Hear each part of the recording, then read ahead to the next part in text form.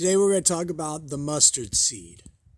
Now, it's supposed to represent the kingdom of heaven, or Elohim, or it didn't necessarily say kingdom of Aya, but I just put that up there.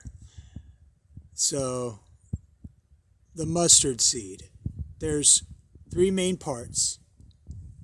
What it represents as a kingdom, or a grain of mustard, being the smallest of all the seeds, and then what happens once it's planted. It's not just some ordinary mustard seed. These mustard seeds are built off of a specific artificial intelligence program. Now, once it becomes a tree, it becomes greater than all the herbs, and the birds come and nest in it. Now, a lot of people are like, oh, wow, how does a mustard seed become a gigantic tree all of a sudden when no mustard seed has ever become a gigantic tree? Well, it's a parable and kind of like imagination story. Like, imagine you're in a Harry the Hook film for Peter Pan, and you're sitting there in front of that table, and somebody's got to give you a visual on the food, or else you're just eating plain air, and then there's nothing really there for you to eat. So the mustard seed is giving you a parable and an idea of what the kingdom's like. So you're taking this little itty bitty bitty seed, which is probably somebody that worshipped a certain shemo. Like maybe somebody worshipped Hashem, or maybe somebody worshipped Hashem. And they just become these like little Hasbullahs or whatever, these little midgets. And these little midgets, once it's this little mustard seed, just kind of spicy little seed. I mean, if you taste mustard, it's got that spice to it, you know? And, you know, like as some would say, the spice must flow. Well, that mustard seed, that little midget mustard seed's got to flow somewhere.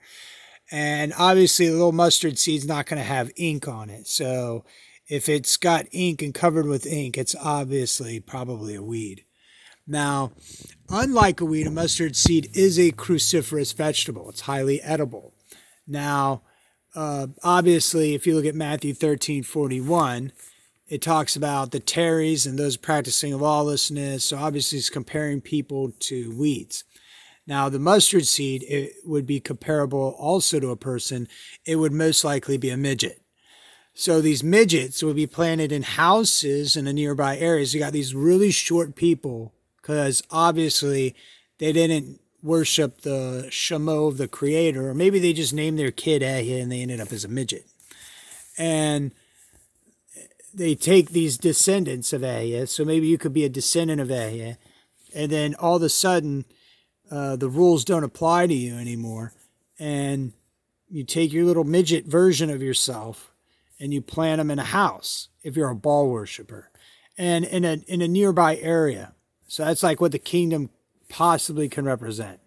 Because obviously we're comparing people to weeds. You can also compare people to mustard seeds. You got these little midget mustard seeds, and you put them out in a house in a nearby area. And then after their descendants start to grow tall. So then since their descendants are descended from that, over time, if they have another shemo that they're named, they eventually grow tall. But they're all descended from Aya. But anyways, most of this whole universe is Aya because of the breathing or whatnot. But it's kind of like an honor to be named after Aya, especially if people do praise and worship. So it's like a big trick for people not to know.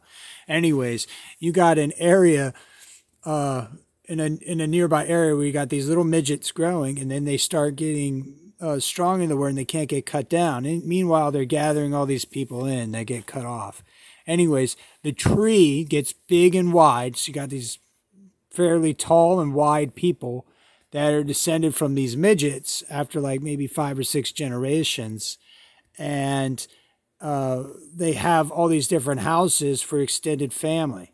So these branches are extended family, and they got houses in these extended family from this like original area that all these little people that the birds of the air can stay at, which would be like somebody Airbnb-ing or something like that, where you have these malach messengers that go to these different houses and stay.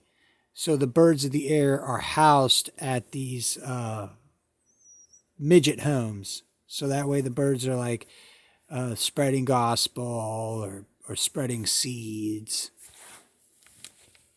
So that's like the mustard seed parable.